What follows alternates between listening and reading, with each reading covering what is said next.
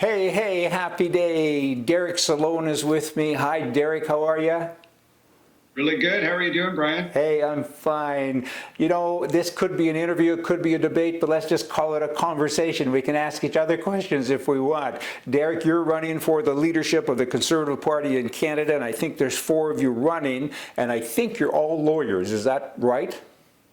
That is correct. Yes. Okay, and from what I gather with all the information, at the end of this, I'm going to do my little summation as to what I think and who I'm going to vote for, because I am a member of the Conservative Party, have been forever, and I'm just very, very keen and interested in what goes on. So right now, I'm in Kelowna, British Columbia. I'm out on the left coast. Where are you physically?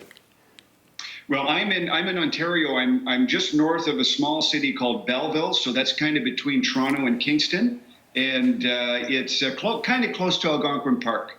Okay, I know where you are. Now, you're at home or you're in an office?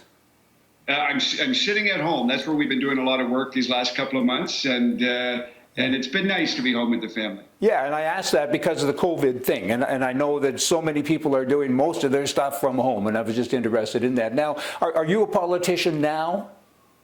Yeah, so I'm an elected member of Parliament. My riding is where I am, so Hastings, Lennox, and Addington, and I'm a federal Conservative member of Parliament. Yeah, and what, first term, second term? This is my first term, so I was elected for the first time in October 2019. Obviously, it's taken me a couple of years to win the nomination and then win the election, but my first time in Parliament. Yeah. Why do you want to be the leader, which of course would mean that you want to be the Prime Minister? Why do you want to be that person? Well, I got into politics. I was a small business owner before, and I got into politics not for a career, but because I felt that our country was going off the rails. So I made it my plan that as any time I could move forward or do something more to impact the Conservative movement in Canada, I would take that step. And whether it was good or bad for my career, I wanted to promote Conservative principles in Canada. And I didn't feel that there would be a strong, no apologies Conservative in this race. And I said, I'm going to do it. Well, I give you great credit and high marks because you've done a great job so far, because basically you were an unknown person. You have your Peter MacKays and your Aaron O'Toole's who were well known. Certainly they had name recognition across the country. And how are you doing with them? How do you feel in terms of the race? The four of you, you're all working hard, and it's a big job. This election now is when? August 21st. Yeah, so August 21st is when the ballots have to be in, although some people will be getting their ballots this week. So there's going to be a lot of people probably returning their ballots shortly. Yeah, and so it's a big deal to cast your vote, and to I hope everybody does, because we need a new leader, we need a new messenger, but we also need a new message, I think. What do you think about that? The Conservative Party, does it need a new message? Well, it absolutely does, and there's two ways to look at it. One is basically, do we water down our message and move to the center, or do we stand on principle and push back against media attacks? Mm-hmm. And which are you going to do? Well, I believe we need to stand strong and be unafraid to be conservative and to drive the narrative as opposed to letting the media drive our own narrative for us. Yeah. What is a conservative? So many people in this country no longer know how to define it or describe it. To me, it's big opportunities, small government, small taxes, and freedom, and so on. What is it to you in a couple of words? Yeah, I think all of those things are true. To me, it's about trusting people, trusting families, as opposed to government and international organizations to run their lives. So I believe that people have all the tools that they need, and we don't need to trust government. We don't need to trust in international organizations. Government's good to keep the peace, but the keys to our success are in our own hands, basically. Yeah. What are some of the issues that you're running on, or that everyone's running on? What are the issues? You've had a couple of debates now with the other three people, and what are the big things? What are the topics? Well, I'm the only candidate that's talking about a lot of things. For example, getting out of the Paris Agreement. I think that's critical to getting our energy sector back on track. Mm-hmm. And for some reason, no one else seems to agree with me. So that's a major thing. Mm-hmm. There's also other things with the UN, free speech, and gun rights that are also very important to me. Mm-hmm. Tell me about the gun rights. Well, we seem to think that the only thing that we can do is kind of undo what Justin Trudeau has done.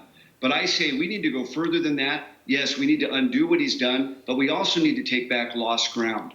And legal gun owners are not the problem when it comes to crime. So we have to stop pretending that putting more restrictions on them is going to solve public safety issues. Yeah, no kidding. Now, in Canada, there's a sexual assault reported every 17 minutes, and women are not allowed to have pepper spray or any form of defense, any tool of defense. If they get caught with a little jug of bear spray in their purse, that's a concealed weapon, and apparently they could get upwards to 3 years in prison. So regardless of the tool, whether it be bear spray or pepper spray all the way up to a firearm, I mean, I think that people need the right to self-defense. Is that part of your program? It is. So I believe we need to have strong laws for self-defense, and it includes all of those tools. Yes, good, good. And I say women, but certainly it applies to men also. But I mean, women, I'm surprised. Well, I'm not. I was going to say I'm surprised that they haven't kind of rallied about this inability to defend themselves. But, you know, no politician has really told them that. So it's kind of interesting that you got that as part of your thing. So give me some other things. Like me as a Canadian, what I normally see or what I expect to see is just the same old abortion, healthcare, and that's kind of it. And climate control and so on. I mean, climate change. I'm from Alberta, so I hope there is climate change someday because it's too cold there, right? So you know, how else? How do we expand beyond that? I know you've said some things, and I like what you've said, but give me more. Like term limits. Should there be term limits? Yeah, so I think there should be. I think that there's far too many career politicians. We need people who are coming in with a sincere desire to change the country, who have been productive citizens in normal life, not just career politicians. So I think career limits are good. I think that I think if we can get a decent leader who's putting the country first, maybe we can make an exemption for them. But for the average MP, there does need to be term limits so we can get some new blood in there. And there's so much talent in the country. And I like the U.S. system with regard to that. I think the leader of a country should have 2 terms maximum, 1 term to kind of get in there and a second term to really work, and he doesn't have to worry about being elected again. But also past that, moving on, I guess, how about election dates? I mean, in Canada, the leader, the prime minister can kind of call an election whenever he likes. Are you in favor of having set times, like the U.S.? Every 4 years on this date, you have an election. Yeah, you know, I do like that. I mean, obviously, on the flip hand to that, when you get a government in that you don't like, you don't have any chance of changing it. And I think in a minority situation, it's nice to have that option. But I do see what you're saying. Okay. And members of parliament, I think there's 324 or a number like that. Do you see that being reduced? Could you knock 100 of them off? Do you need that many? When you look at other countries and kind of break it down, Canada seems to be really, really heavy with regard to the number of the people, blah, blah, blah. You know what I mean? Members of parliament. Are there too many? Would you look at reducing that number? Yeah, you raise a good point because, how high do we go? I mean, every few years we're adding more. And the question is, well, how high can we go? We're at, 338 right now. I think we do need to look at setting some kind of maximum number in place. What the right number is, I don't know. But right now we have too many people so that people aren't even doing things. Not everybody is on committees.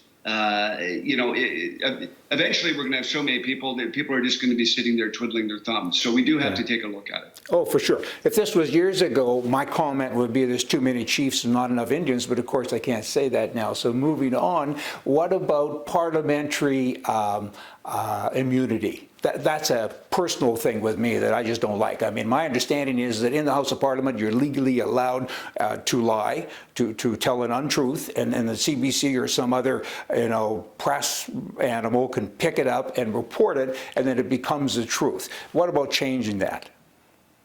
Yeah, I think like a lot of that comes from the fact that it's supposed to allow people to tell the truth without being subject to getting sued for if you're, I can say whatever I want about another member of parliament and I can't get sued for libel or slander. But you're right. I think that there has to be a benchmark of, for someone who's peddling out and out falsehoods, there has to be there has to be repercussions for that. Oh, no kidding. Okay, I'm glad to hear that. What about the CBC, the Canadian Broadcasting Corporation? I think they get upwards to $1 billion plus a year in addition to what they normally lose. They get that from the taxpayer.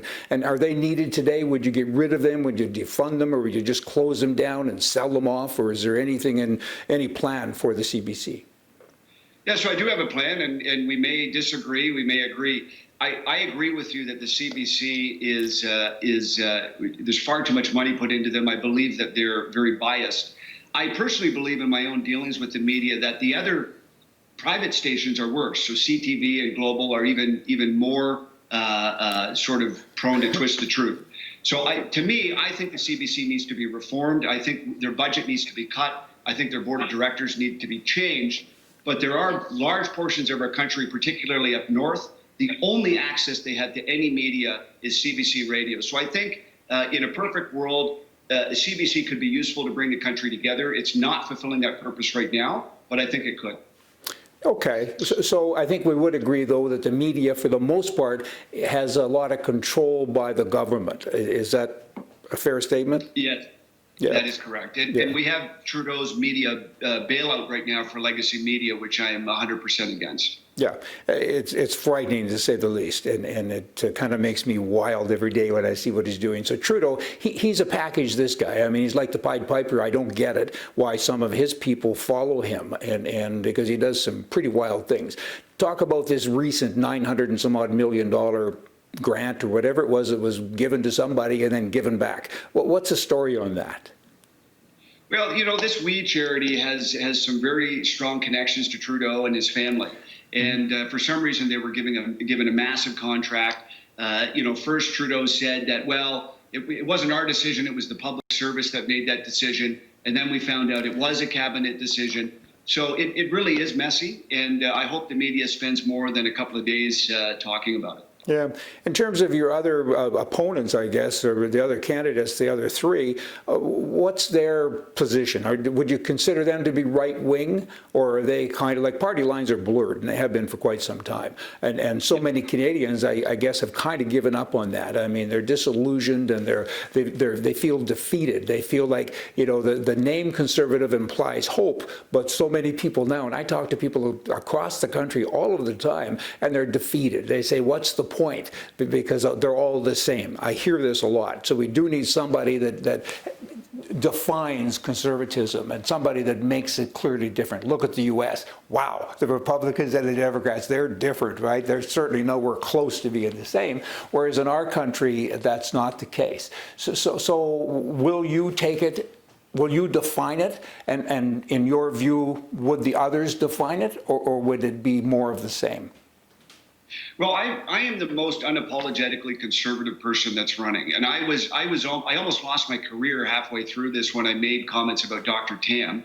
I said that she should be fired for her advice, and a whole sort of maelstrom ensued from that. But I've been the strongest on issues, whether it be Paris Accord, whether it be Antifa, whether it be guns. I have been the strongest principled conservative, and I'm not the only one that's saying that. There's many others that have said that as well. Yeah. Oh, hey, and I agree with you, by the way. I mean, and she's the doctor, I think she's a citizen of China as well as a citizen of Canada, which brings up another issue. My understanding is there's about 65 elected members of Parliament that have dual citizenship in other countries. That's kind of like having two wives, right? So what's your thoughts on that?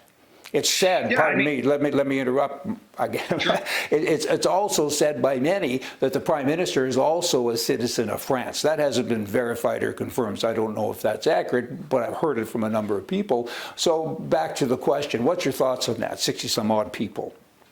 Yeah, I think it's problematic. I mean, you remember how the media treated Andrew Scheer when he had his gaffe there with being a dual citizen with America, but they don't seem to care about anybody else. So I think that is an issue. If you're an elected member of Parliament, and for the record, I am a Canadian citizen only. I've never been any other citizen. I think that you need to have allegiance to just one country, and that's the country that you're serving. Okay, I agree. I think some people, if you have two, it's not that big of a deal, maybe until you get into a certain place. Like if you're the Minister of Defense and we have a war with that country that you happen to also be a citizen of or something like that, it gets to be really problematic. But anyway, okay, so anything else you'd like to say to the masses?